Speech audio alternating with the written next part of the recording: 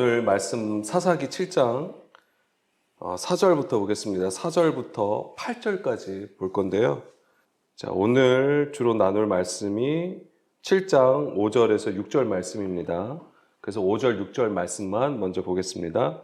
이에 백성을 인도하여 물가에 내려가매 여호와께서 기드온에게 이르시되 누구든지 개가 핥는 것 같이 혀로 물을 핥는 자들을 너는 따로 세우고 또 누구든지 무릎을 꿇고 마시는 자들도 그와 같이 하라 하시더니 손으로 움켜 입에 대고 핥는 자의 수는 300명이요 그 외의 백성은 다 무릎을 꿇고 물을 마신지라. 아멘. 자, 하나님은 미디안으로부터 이스라엘을 구원하고자 기드온을 사사로 세우시고 이스라엘을 하롯셈 곁으로 인도를 하십니다. 자, 이곳은 이스라엘의 시험 장소가 되는데요. 기드온과 300용사를 세우시기 위한 하나님의 시험이 이루어지죠. 자, 하나님은 먼저 미디안을 보고 두려워하는 자들을 돌려보내십니다. 자, 우리는 신명기 20장 말씀을 좀 보려고 하는데요. 1절입니다. 내가 나가서 적군과 싸우려 할 때에 말과 병거와 백성이 너보다 많음을 볼지라도 그들을 두려워하지 말라. 애굽 땅에서 너를 인도하여 내신 내 하나님 여호와께서 너와 함께 하시느니라. 아멘. 자, 하나님은 적군과 너희들이 싸울 때에 그들의 말과 병거와 백성이 많음을 보고 두려워하지 말래요. 여기서 중요한 것은 뭐냐면 그들의 많음이에요. 우리보다 더 많고 우리보다 더 힘이 세고 뭔가 우리보다 더 대단한 것 같아. 우리는 아무것도 아니라고 생각을 한다고 하는 것이죠. 그것을 보고 두려워하지 말래요. 왜냐하면 애굽에서 인도하여 내신 내 하나님 여호와께서 너희와 함께 하신다. 이것을 가르쳐 주시는 거예요. 그렇기 때문에 적군을, 원수를 앞에 두고 두려워한다는 것은 하나님께서 함께 하신다는 그 말씀을 믿지 않는 거예요. 그 얘기는 바로 내 안에 하나님의 말씀, 즉 그 하나님의 법이 없다는 증거가 되는 것이죠. 하나님의 그 언약의 말씀이 없으니까 두려워하게 되는 것이죠.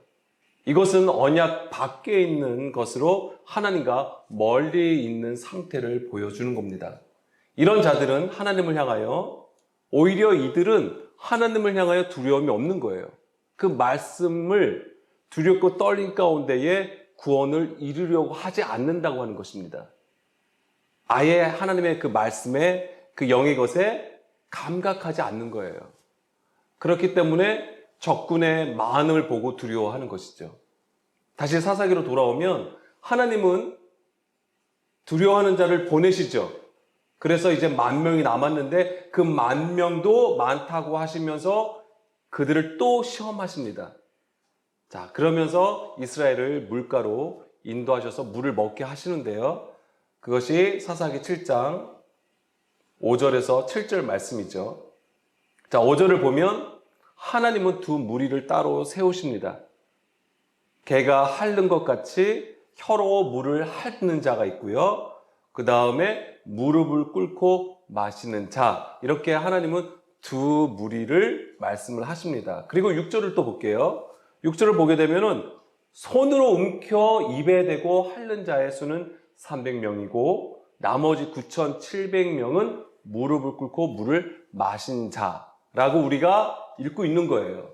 이 5절, 6절 말씀의 일반적인 견해는 자, 전쟁 중에 손으로 물을 움켜서 먹는 것은 만약에 있을 그 적의 공격이 있을 것을 대비해서 맞설 수 있는 자세라고 하는 거예요. 그쵸? 아무래도 완전히 엎드려서 먹으면 뒤에서 적이 공격이 들어오면 벌써 동작이 굉장히 많이 취해야 되는 거예요. 취하여서 대비를 해야 되는데 이미 그러면 늦는다고 하는 것이죠. 그러니까 뭐예요? 한 손에는 창을 두고 손으로 먹는다고 해요. 그래서 이렇게. 그래서 언제든지 공격이 오면 대비할 수 있는 자세를 취한다. 그래서 그런 자가 300용사에 합당하다. 우리가 그렇게 보는 것이지요, 사실. 일반적인 견해는 그렇습니다. 반면에 무릎을 꿇고 먹는 자는 그 안일한 자세를 보여주는 거죠. 전쟁에 임하는 자세로 굉장히 부적합하다고 봤던 거예요. 자, 랍비들은 이 무릎을 꿇는 것 자체를 굉장히 비신앙적인 자세라고 봅니다. 왜냐하면 오직 무릎을 꿇는 것은 오직 하나님을 향하여 무릎을 꿇게 되어 있는 거예요. 그것도 어디서냐면 성전에서. 그리고 정하여진 제사, 정하여진 곳에서만 하나님께 무릎을 꿇는 것으로 그들은 봅니다. 그렇기 때문에 아무 곳에서나 무릎을 꿇는 것은 이방신에게 하는 행위가 된다고 말을 하고 있고, 그리고 그것은 그 9,700명이 무릎을 꿇었다고 하는 것은 그들이 습관적으로 나왔다고 하는 거예요, 그것이. 그래서 이제 우상 숭배하는 습관 그대로 물을 마시는 것이다 라고 유대 랍비들은 그렇게 봅니다. 그렇기 때문에 우상 숭배하는 자들이었기 때문에 그들이 하나님의 성전, 즉 하나님의 전쟁에 온전히 참여할 수 없는 자들이다, 이렇게 얘기를 합니다. 다시 5절, 6절 말씀을 보게 되면 여기서 중요한 것이 무엇이냐면 개가 핥는 것처럼 혀로 핥아먹는 것. 그러니까 혀로 핥아먹는 것이고요. 또 하나는 무릎을 꿇고 마신다고 하는 거예요. 이것을 우리가 좀 주목해서 볼 필요가 있습니다. 이 두 개의 경우를 성경에서는 어떻게 이야기하고 있는지를 좀 보겠습니다. 성경에서 이제 개가 나왔잖아요. 여기서 개가 나오는데 성경에서 개는 양치는 개를 제외하고는 대부분 더럽고 추한 것으로 표현하고 있습니다. 신명기 23장 18절입니다. 창기가 더 번동과 개 같은 자의 소득은 어떤 서원하는 일일로든지 내 하나님 여호와의 전에 가져오지 말라. 이 둘은 다 내 하나님 여호와께 가져간 것입니다. 자, 개 같은 자의 소득, 창기가 번도는 하나님 앞에 가져간 것이라고 했습니다. 자, 베드로후서 2장 22절 말씀에도 볼게요. 참된 속담이 이르기를 개가 그 토하였던 곳에 돌아가고 돼지가 씻었다가 더러운 구덩이에 도로 누웠다 하는 말이 그들에게 응하였도다 라고 했습니다. 그리고 잠언서 26장 11절 개가 그 토한 것을 도로 먹는 것 같이 미련한 자는 그 미련한 것을 거듭 행하느니라. 그러니까 여기서 개는 굉장히 하나님이 보시기에 가증한 것이 되는 거고요. 그 다음에 미련한 자, 어리석은 자를 표현하고 있습니다. 따라서 상대방을 개로 표현한다는 것은 매우 모욕적인 표현 중에 하나가 됩니다. 마가복음 7장 27절로 한번 볼까요? 마가복음 7장 27절 말씀에 보게 되면은 스로보니게 여인의 얘기입니다. 자, 예수님은 이 여인에게도 모욕적인 표현을 하시죠. 자녀로 먼저 배불리 먹게 할지니 자녀의 떡을 취하여 개들에게 던짐이 마땅치 않다라고 했습니다. 근데 이 여인은 이 모욕적인 표현에 감정적으로 대하지 않고 자신의 처지를 예수님 앞에 고백을 하죠. 주여 올소이다마는 상 아래 개들도 아이들이 먹던 부스러기를 먹나이다. 지금 이 여인은 갈급한 심령, 가난한 자의 심령으로 주님 앞에 말씀을 구하고 있는 것이죠. 자기가 어떤 자라는 것을 아는 것이죠. 자신이 죄인인 것을 알고 이렇게 예수님 앞에 선 것입니다. 주의 말씀을 구하는 것이죠. 그리고 바로 이것처럼 성경은 이방인을 향하여 개로 비유하기도 합니다.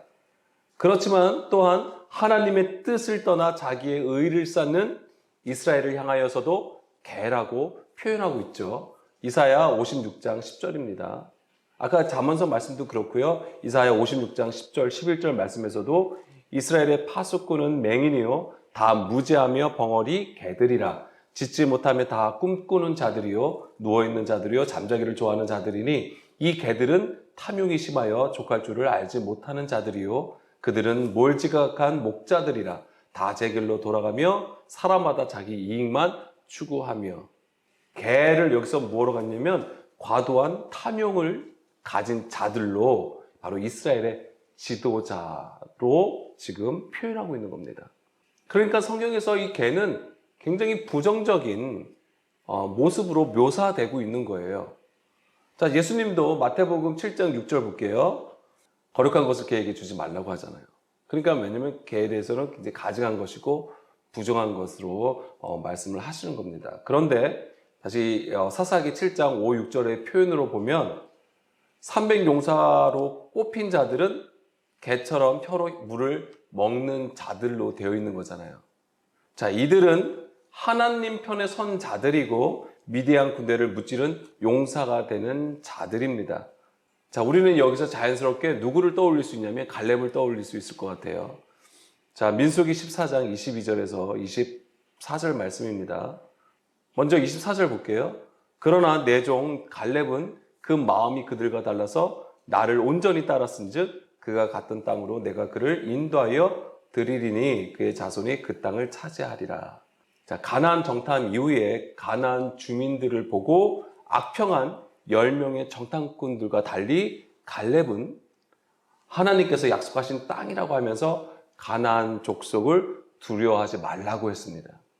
하나님은 그 갈렙의 마음이 그들과 달랐다라고 하세요. 어떤 차이를 보였습니까? 10명의 정탐꾼들이 악평하였다고 하는 것은 하나님의 언약을 잊어버린 거예요. 망각해버린 것을 말합니다.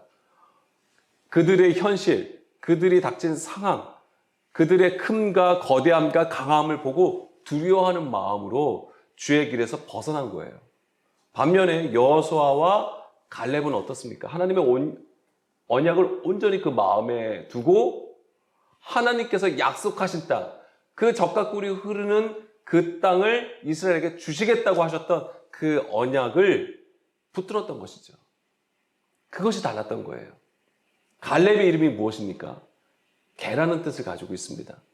자, 우리는 이것을 그 개와 연결해서 무엇을 생각하고 있냐면 충성. 그렇죠? 우리가 개를 보세요. 그 주인에게 굉장히 충성하잖아요.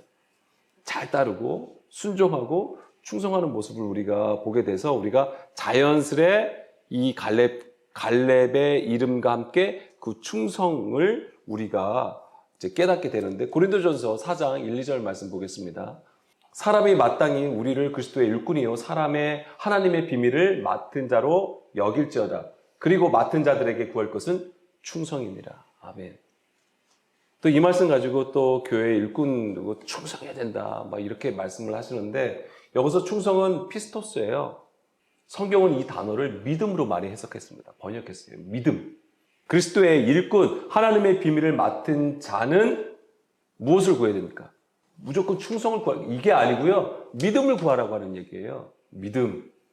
이 믿음은 주의 말씀을 듣고 확신하는 것, 동의하는 것을 의미하는 거예요. 그러니까 뭐냐면 우리가 어떤 확신을 쳐서 막 고백, 결단하는 그걸 말하는 게 아니라 하나님의 말씀이 내 안에서 살아 역사하신다는 것을 확신하고 결단하는 거예요. 동의하는 거예요. 그것에, 하나님의 말씀에. 이것을 우리는 성경의 다른 표현으로는 주를 시인하는 것, 그리스도를 시인하는 것을 얘기하는 거예요. 이 믿음이 있어야 주와 동행할 수 있는 겁니다. 그걸 구하라고 하는 거예요. 하나님과 동행하는 것, 주님과 동행하는 것, 그 언약을 붙들라고 하는 거예요. 그것을 구하라고 하는 것입니다.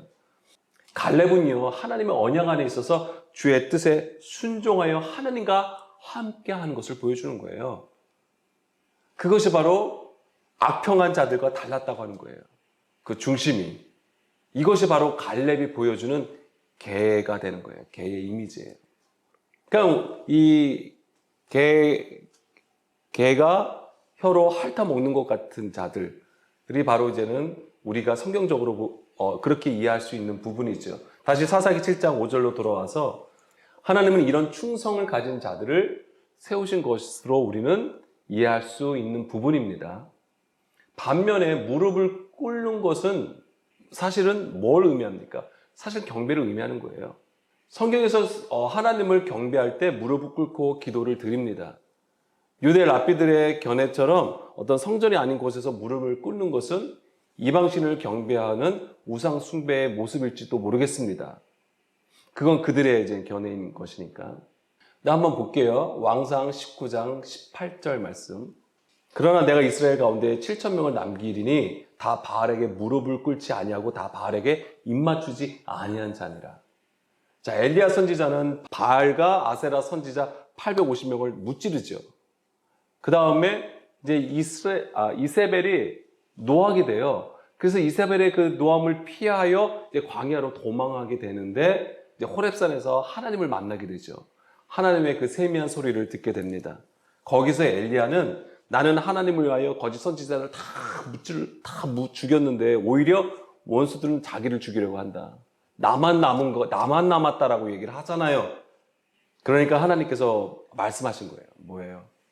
바알에게 무릎 꿇지 않고 입맞추지 아니한 자 7,000명이 남긴다고 하시는 거잖아요. 자, 7,000명 많은 수인가요? 적은 수인가요?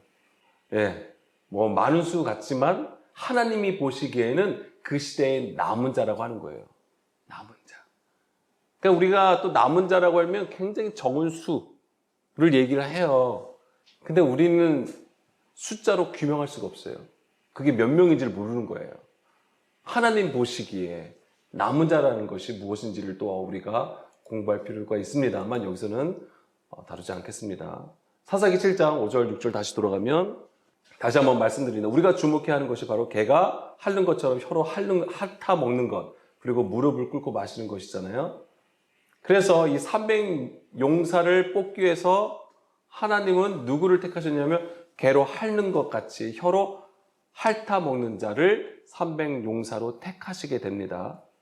그래서 아까 첫 번째 개가 핥아 먹는 거를 우리는 갈렙과 연결해서 그리고 두 번째 무릎 꿇고 마시는 것은 엘리야의 이야기로 우리가 보았던 건데요. 근데 중요한 것은 지금부터입니다. 이제 중요한 것은 과연 누가 300용사인가? 어떻게 300용사로 왜 300용사로 택함을 받았는가인데요. 자, 로마서 11장 4절에서 6절입니다. 자, 그에게 하신 대답이 무엇이냐? 내가 나를 위하여 바알에게 무릎을 꿇지 아니한 사람 7,000명을 남겨두었다 하셨으니 그런즉 이와 같이 지금도 은혜로 택하심을 따라 남은 자가 있느니라. 만일 은혜로 된 것이면 행위로 말미암지 않음이니 그렇지 않으면 은혜가 은혜되지 못하느니라. 아멘. 여기서 우리가 주목해야 하는 것은 하나님의 택하심을 받은 자들은 누가 받는가라고 했을 때 그 행위에 있지 않고 하나님의 은혜로 되었다는 겁니다. 하나님의 은혜로 된 것이에요. 자, 하나님은 이 미디안 군대를 무찌르기 위해서 기드온을 통하여 이스라엘을 모으셨죠. 그래서 이스라엘의 모인 수가 32,000명이었습니다. 그 중에 두려워하는 자들을 돌려보내시는데 22,000명이 빠져요. 그리고 이제는 10,000명이 남은 거죠. 자, 그런데 그 10,000명도 많다고 하셨어요. 그리고 이제 물을 먹게 하시는 시험을 하시는 거예요. 그래서 결과적으로는 300명이 남은 거잖아요.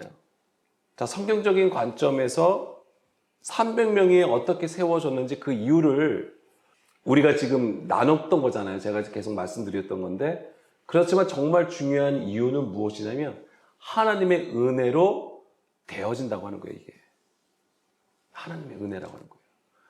우리의 어떤 행위가 아무리 좋게 보이고 그럴듯해 보여도 하나님의 주권적인 은혜로 되어진다고 하는 것입니다.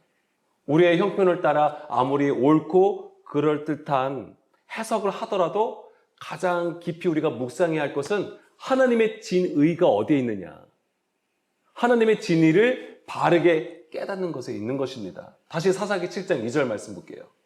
사사기 7장 2절 말씀해 보게 되면 여호와께서 기드온에게 이르시되 너를 따르는 백성이 너무 많은즉 내가 그들의 손에 미디안 사람 넘겨주지 아니하리니 이는 이스라엘의 나를 거슬러 스스로 자랑하기를 내 손이 나를 구원하였다 할까 함이로다.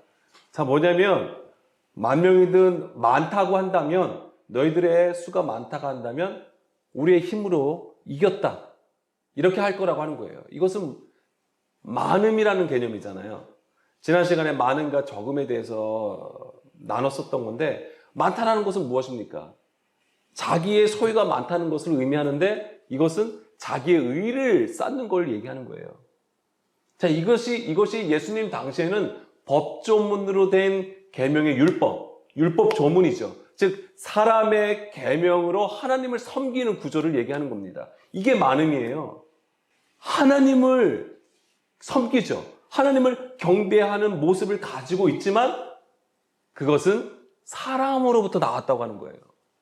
다시 사사기로 돌아가서 얘기하자면 만약에요. 제가 한번 다시 질문해 볼게요. 만약에 서서 물 먹는 자가 300명이라고 한다면 그리고 앉아서 물을 마시는 자가 9,700명이라고 한다면 하나님은 누굴 택하실까요?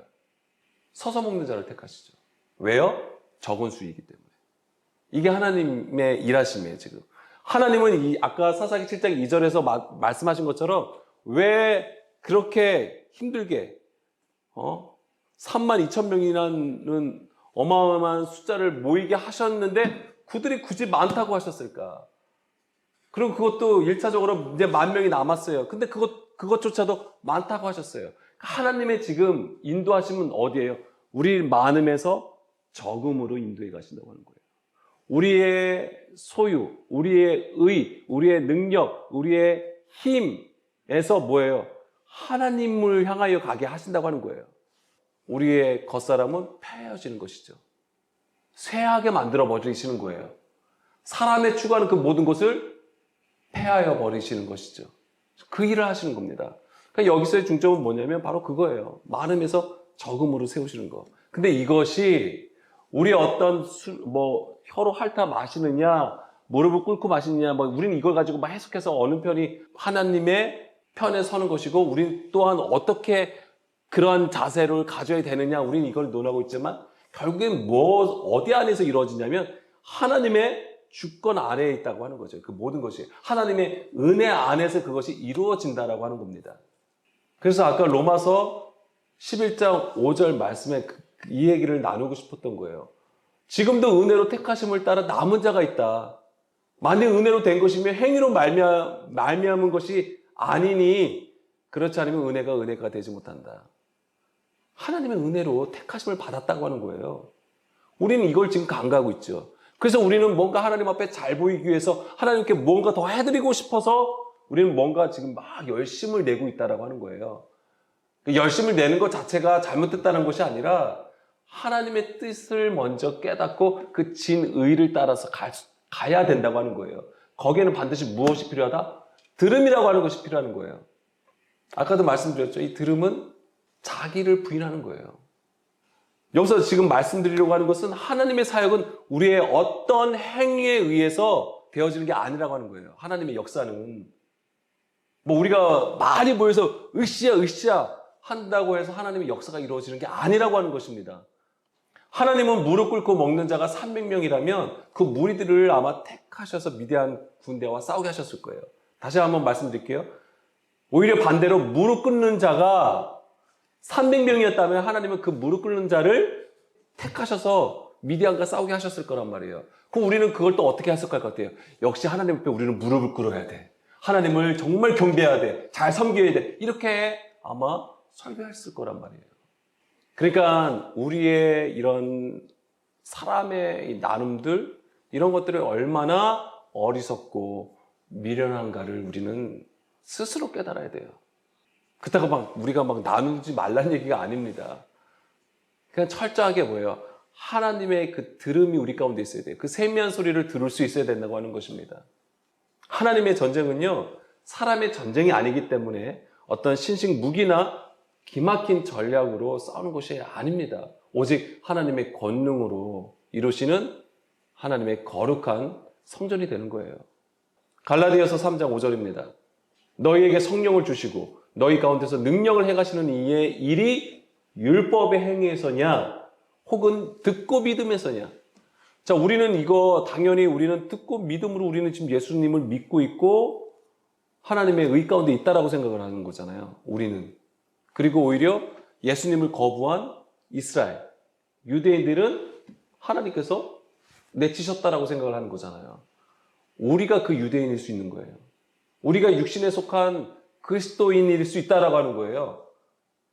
우리도 지금 믿음을 그렇게 강조하지만 율법의 행위를 가진 자일 수 있다라고 하는 것입니다. 성령을 받는 것은 어떤 것에 의한 겁니까? 바로 오직 듣고 믿음에서 비롯된다는 것입니다. 그러면 또 우리는 이렇게 생각할 수 있죠.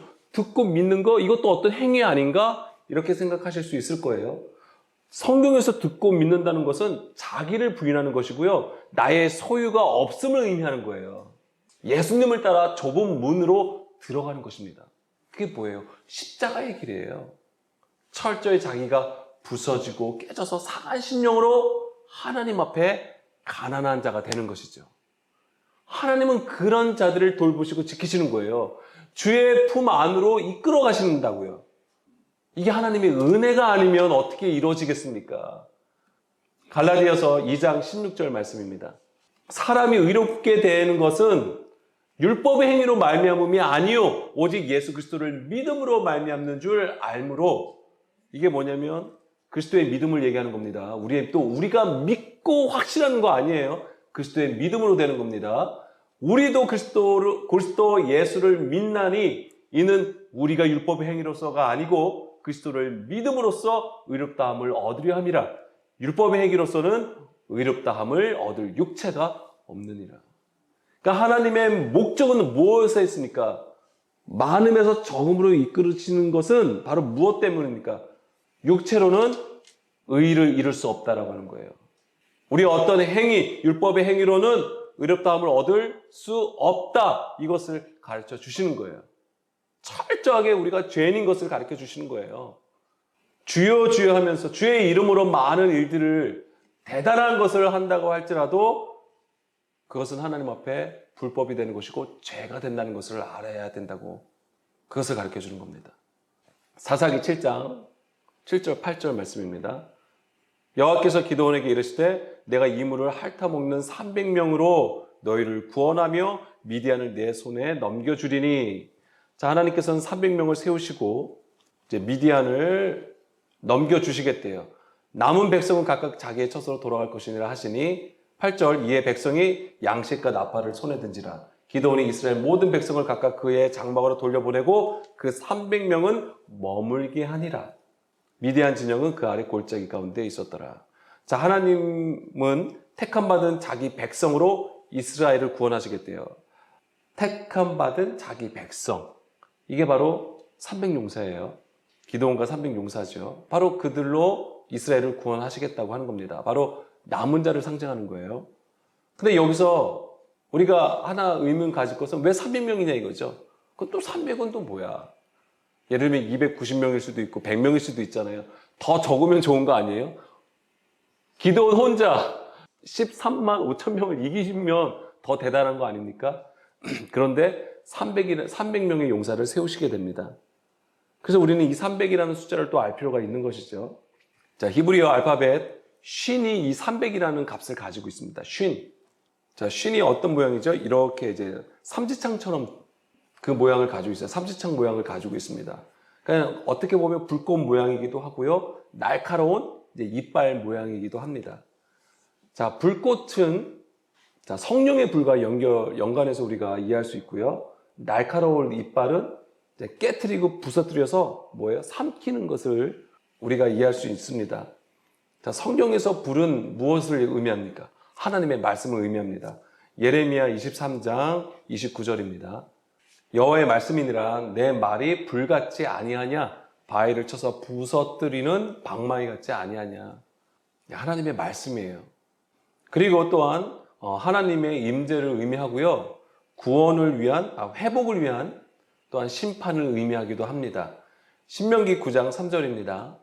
오늘 너는 알라 내 하나님 여호와께서 맹렬한 불과 같이 내 앞에 나아가신즉 여호와께서 그들을 멸하사 내 앞에 엎드러지게 하시리니 여호와께서 내게 말씀하신 것 같이 너는 그들을 쫓아내며 속히 말할 것이라. 그래서 맹렬한 불과 같다라고 하니까 여호와께서 맹렬한 불과 같이 내 앞에서 나가신다고 하는 거예요. 하나님이 뭐예요? 맹렬한 불이에요. 근데 어떻게 하신다고요? 원수들을 다 쫓아내신다, 멸하신다 라고 하시는 겁니다. 자, 여기서 맹렬한 불, 맹렬한 아칼이라고 되어 있습니다. 자, 이 아칼은 뭐냐면 맹렬하니까 무슨 어떻게 읽혀지세요? 막 거기가 확 타는 거, 확 타는 것처럼 보여지잖아요. 근데 이 아칼은 먹다, 삼키다라는 뜻이에요. 아까 이 쉰이 어떤 모양이죠? 날카로운 이빨이라고 했잖아요. 뭐예요? 부서뜨리고 깨뜨려서 삼키는 걸 얘기하는 거예요. 그러니까 맹렬한 불은 뭐예요? 그들을 깨뜨리고 부서뜨려서 삼킨다. 한마디로 그냥 먹어치운다 이런 뜻입니다. 그 얘기는 무슨 얘기예요? 우리가 경험할 수 있는 것이 중에 뭐가 있냐면 우리가 단단한 것을 깨뜨려서 잘게 부숴먹는 걸 얘기하는 거예요. 뭐예요? 고운 가루가 되게 하시는 거예요. 그러니까 우리의 굳은 마음을 어떻게 하시는 거예요? 고운 가루로 만드시겠다고 하시는 것입니다. 그것이 바로 원수를 진멸하시는 거예요. 히브리서 12장 29절입니다. 하나님은 소멸하는 불이다 라고 되어 있죠. 우리 하나님은 소멸하는 불이심이라. 아멘. 그러니까 우리 안에 우상을 태우셔서 정결케 하시는 하나님의 권능이고요. 이것은 또한 우리를 향하신 하나님의 사랑이 되는 것이죠. 이 모든 것이 어떻게 이루어지냐면 하나님의 은혜 안에 있는 거예요. 은혜로 되어지는 것입니다. 다시 사사기 7장 8절입니다. 자, 이제는 다 300명만 남겨놓고 다 보냈죠. 다 보냈습니다. 그런데 여기서 표현이 있습니다. 그 300명은 머물게 하니라. 자, 뭐예요? 이제 300명 뽑았으니까 이제 그 진영에 머물게 하였다. 우리는 그 그림을 가지고 있는데 여기서 머물게 하다가 하자크예요. 하자크. 하자크가 무슨 뜻입니까? 자, 여호수아 1장 6절, 7절 말씀 볼게요. 여호수아 1장 6절에서 7절 말씀. 강하고 담대하라. 너는 내가 그들의 조상에게 맹세하여 그들에게 주리라 한 땅을 이 백성에게 차지하게 하리라. 오직 강하고 극히 담대하여 나의 종 모세가 네게 명령한 그 율법을 다 지켜 행하고 우로나 좌로나 치우치지 말라라고 했습니다. 여기서 강하고가 하자크예요. 그러니까 하자크는 원래 강하다라는 뜻으로 번역이 됐지만 원래는 달라붙다라는 뜻이에요. 탁 달라붙는 거. 다시 사사기 7장 8절로 들어가면 그 300명을 머물게 하였다라고 한 것은 그냥 그들을 한 곳에 모아둔 모습이 아니에요. 뭐냐면 강하게 하였다고 한 뜻이에요. 달라붙게 하였다. 강하게 하였다. 근데 이게 지금 어떤 상황이냐면 자 보세요. 32,000명에서 10,000명으로 줄였죠. 근데 그 10,000명에서 또 몇 명으로 줄였죠? 300명으로 줄였잖아요. 근데 얼마나 이게 두렵겠어요. 사실은 32,000명하고 135,000명하고 싸우는 것도 지금 두려운 상황인데 300명으로 그 어마어마한 미디안 군대를 지금 무찔러야 되는 거예요. 그거 얼마나 두렵겠냐고요. 그런 상황에서 지금 이 얘기가 나온 거예요. 머물게 하였다. 이 얘기가 뭐냐면 아까 여호수아 1장 6절에서 7절 말씀처럼 뭘 한 거예요? 말씀 안에 두게 한 거예요. 이게 언약 안에 두게 한 겁니다. 그들로 하여금 여호수아 7절에서처럼 좌로나 우로나 치우치지 않고 오직 하나님의 말씀에 붙들어 놓은 것을 얘기하는 거예요. 그러니까 기도원도 충분히 이거를 할 수 있는 거죠. 왜? 그에게는 하나님의 영이 임하고 있는 상태잖아요. 그리고 하나님께서 반드시 미디안을 너희 손에 넘기셨다라고 하셨기 때문에 기도원은 그들을 그 300 용사에게 하작하게 한 거예요. 완전히 달라붙고 강하게 만든 것이죠. 바로 이게 뭐예요? 좌우로 치우치지 아니하고 주의 말씀을 따라가는 길이 그것이 뭐예요? 좁은 길이고 십자가라고 하는 거예요. 이것이 바로 뭐예요? 듣고 믿음으로 하나님의 의를 세우는 것을 가리키는 겁니다. 그들 각각의 중심에 하나님의 의를 지금 세우고 있는 겁니다. 하나님과 동행할 때 우리는 강하고 담대할 수 있고요. 원수를 제압할 수 있는 거예요. 300용사잖아요. 자, 이거 마지막으로 볼게요. 3이라는 거는 완전수입니다. 그죠? 그런데 이 3이라는 숫자 안에 우리는 어떤 비밀이 있습니까? 죽음과 부활이 있는 거예요.